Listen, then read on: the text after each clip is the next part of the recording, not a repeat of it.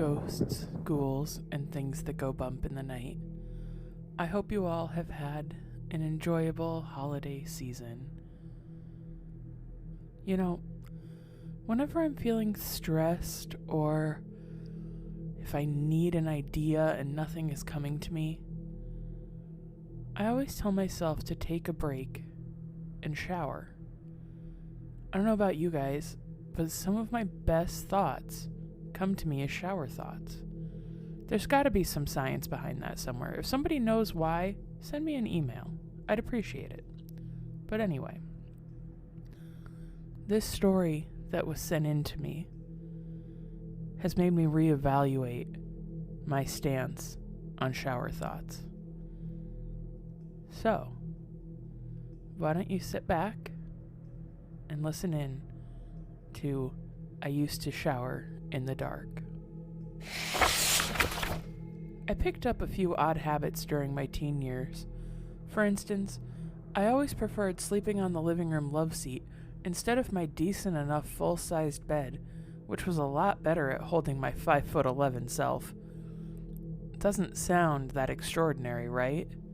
It's just a quirk. Well, it was one of those quirks that could have cost me my life. I had become accustomed to showering in the dark. Unlike my sleeping situation, I remember the origin of my lightless showers. A heavy storm came one night, so strong that it completely knocked out our power. It was just my luck, as it happened right when I was planning on taking a hot shower. Nonetheless, I was so hell-bent on taking it that I lit a candle and sat it on the bathroom sink countertop to provide some sort of light source, at least enough to allow me to see what I was doing. Halfway through, one of those shower thoughts dawned on me. I had never realized till then how relaxing it was to shower with such little light. I could see which soaps and shampoos to properly grab and use without the bright fluorescent lights straining my eyes. Typically, one would feel a little bit more scared and vulnerable standing there alone in the dark, but I humored myself thinking, if somebody were to come in and attack me, it'd just be embarrassing for them to be confronted by a wet, naked teenage boy. Since then, I made the nightly routine of showering in the dark, using only a plug-in nightlight as a light source, hanging on the same wall as the bathroom door, adjacent from our stand-up shower. So every night I would ease myself into that darkness, oblivious to what grisly thing lurked in it, until that one particular night. It was about a year ago when I pulled into my parents' driveway. I still lived with them at the time. After enduring yet another grueling shift at the grocery store I worked at, I came back home all sweaty from pushing in carts all day. Next to my usual parking spot at home was a big white utility van with an older man in a blue jumpsuit getting into it. My dad was just outside the vehicle, and the two of them exchanged waves. As soon as I pulled in, the man had begun backing out and went on his merry way. Dad started making his way back inside, but I quickly sprung from my car and asked, "Who was that? A plumber?" "Oh, it's just the ventilation guy we got to look at the air ducts," he replied. "Why? What's wrong with them?" "Have you not heard that ringing that's been coming out of them lately? It's been driving your mom nuts." No, not really." "Wow, looks like your hearing's getting worse than mine," he chuckled. "But yeah, we hired him to look into it, and he said it was caused by something blocking certain parts of the airways. He ran a wire through one of the ducts, and when he pulled it out, it was completely covered in this thick black residue. Figured it was mold. So he's coming back tomorrow to do a complete clean of the system." Just before heading in, he gave me a quick pat on the shoulder and joked, "For now, try not to breathe as much when you're in the house." I shrugged it off with one of those fake side laughs and followed him. It was just a normal afternoon after that, eating mediocre takeout pizza and letting loose with some video games. It wasn't until around 11 p.m. I finally decided to wash off the layer of grime that had built up over me throughout the day. I grabbed my usual nightwear and made my way to the living room bathroom, located on the other side of the house. I closed the bathroom door behind me without turning on the lights. I was encased in darkness. The only thing that could permeate it was the faint glow of the nightlight plugged in beside the door. I stripped down and threw what I was wearing on the floor and put what I was going to wear on the sink countertop. I went to open the shower door, but was stopped in my tracks by an ear-piercing ringing that filled the room. I looked around me to see where the noise was coming from, only to find that it was coming from a vent on the floor between the toilet and the cabinet beneath the sink. I gave it a light stomp, thinking it might make it stop. To my surprise, it actually did. Oh, that must be the ringing that Dad was talking about, I thought. Kinda hard to miss such an irritating noise. It didn't take me long to shrug it off and continue what I was doing. I finally stepped into the shower and turned the hot water knob all the way up. As soon as that soothing hot water sprayed, I was immediately put at ease. I went to grab for the bar of soap, but was once again disturbed by that ringing. By the time I shot a hateful glare towards the bathroom floor with my ears covered, the ringing had already stopped. It happened a lot quicker than the first time. My hopes were that it would be the last I'd hear of it. I finally grabbed the soap and started scrubbing my chest, right before being startled by a different noise, somehow more spine-tingling than the ringing. It was a distant thumping. It grew louder and seemingly closer every few seconds, and each time it amplified, the noise sounded more damp. It sounded like someone with wet boots slowly stomping on a metal floor, or a wet towel hitting metal. This noise brought with it an equally strange and eerie partner in crime. The flickering of light brought my attention to the nightlight on the wall. The light seemingly flickered more rapidly the louder the thumping got. I had to look away just to prevent getting a headache. It was hard to resist looking as the noise grew so loud, to the point of sounding as if it were in the very room with me. When the noise itself finally stopped, the room was consumed by a harsh, strobing light. I glanced with a short peek, only to give what I saw my full attention. With each flash of light, I could faintly see something dark leaking from the other side of the toilet. I attempted to take this with a sense of humor, thinking, just great, guess we'll have to add plumbing to the list of all the other issues in this house. My cynical sense of humor would quickly turn to dreadful realization. The leak kept coming, till it reached the middle of the bathroom floor. That's when I discovered that it wasn't water, or any liquid for that matter. The substance was sliding across the floor till it started to coagulate into a thick pile of ooze in the middle of the room. I realized it hadn't been coming from the plumbing, but the vent. Is this that black mold stuff Dad told me about? I thought to myself. I felt sick to my stomach watching it form into a tar-like mound on the floor. The worst part was just watching it sit there. The substance was pulsating and looked like it was breathing, as if it had life to it. The pile would throb faster and faster until suddenly it shot up towards the ceiling, taking shape. Right before me, I saw what was once a pile of mush form itself into the towering silhouette of what looked like a man. However, the figure couldn't possibly be any further from being human. It was the lankiest thing I had ever seen, standing so high that its head almost touched the ceiling. Its limbs were like branches that looked taller than me. After it seemingly finished taking form, the ebony figure just stood there, not moving any further. Well, the exception being for its skin that continued writhing all over its body. Looking at this thing filled me with the utmost fear. I panicked and grabbed the single-edged razor that was lying on the shower rack in front of me. I knew I wouldn't have stood a chance against it in a fight, but it was better than having nothing. My last defense was the flimsy shower door that stood between us. All the while, the nightlight's flashing was faster than ever until it finally blew its fuse. I was left there in a complete void, unaware of what the creature in the very same room as me was doing. All I had was the sound of the shower's running water to keep me company.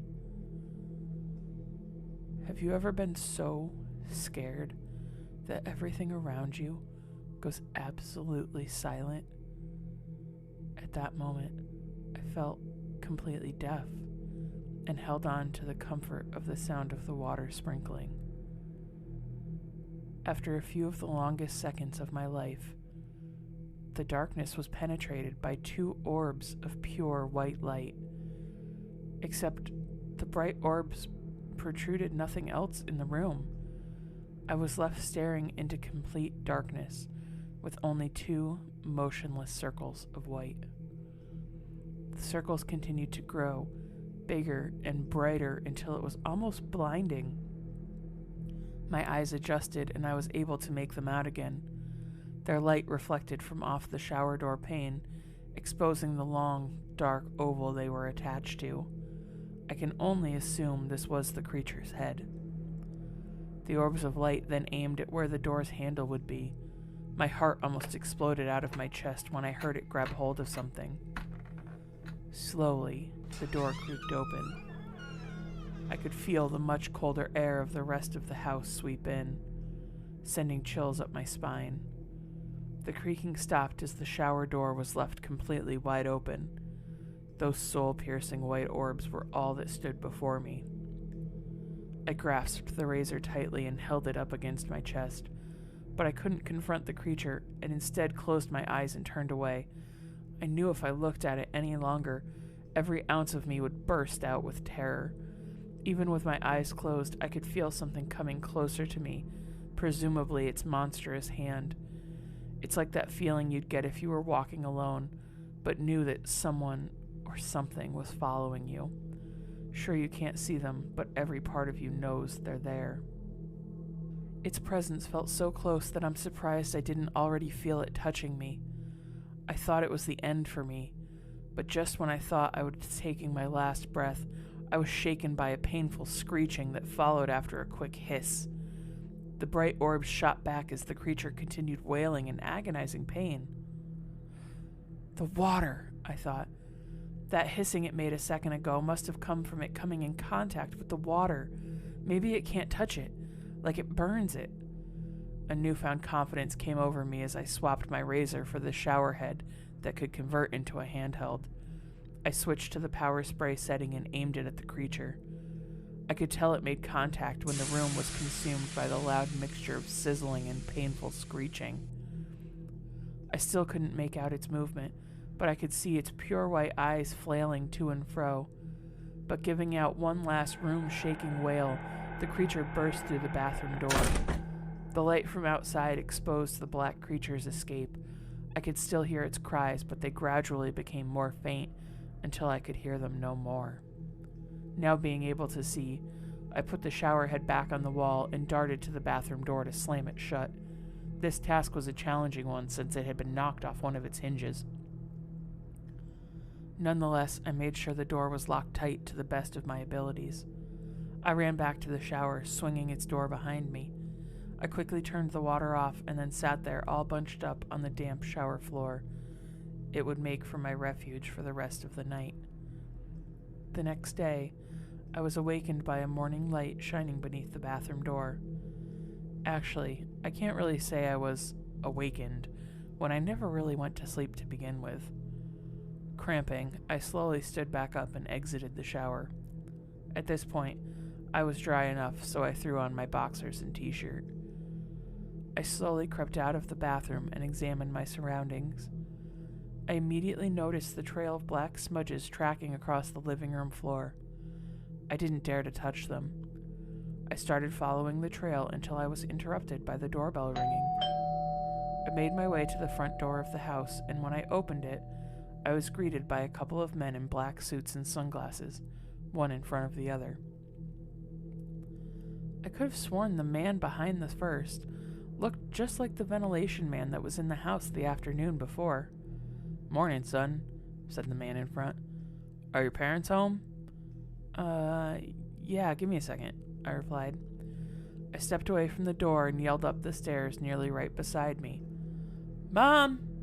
Dad!" Nothing. "Mom!" Still nothing. "Dad!" About half a minute had passed, and I still got no reply back whatsoever. I returned to the front door and told them that my parents were probably still asleep or not home, so they would have to come back later. The men, however, wouldn't take no for an answer. They forcefully passed by me through the door frame and started heading towards the stairs. The man in front started speaking into his sleeve, for what I believe was him calling for backup. I turned back around and saw outside a big white van parked out in the driveway. Its side doors flung open as a swarm of men in black suits came flooding out. From the back came a couple more, but in hazmat suits. I won't go into full detail about what happened after that. What I can say is I found out later that day my parents had been killed. The men in suits offered to show me their bodies, but I just couldn't. I knew that creature was behind it, and I didn't even want to imagine what it did to them, partially from the thought of what could have been done to me. It was made public record that they both died of monoxide poisoning.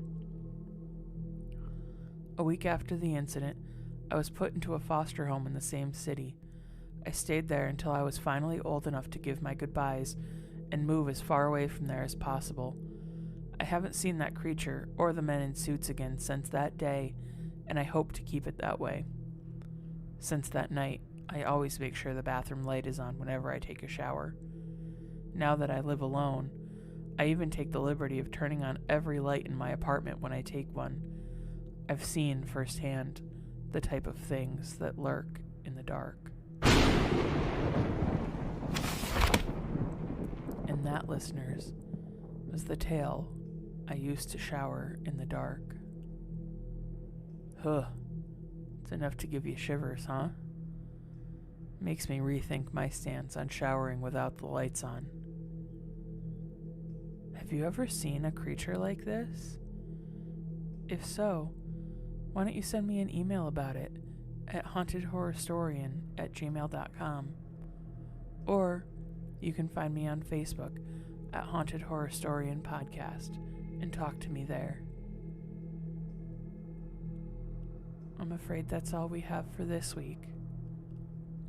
So until next time, stay spooky, keep the lights on, 'cause remember, sometimes it's more than just a story.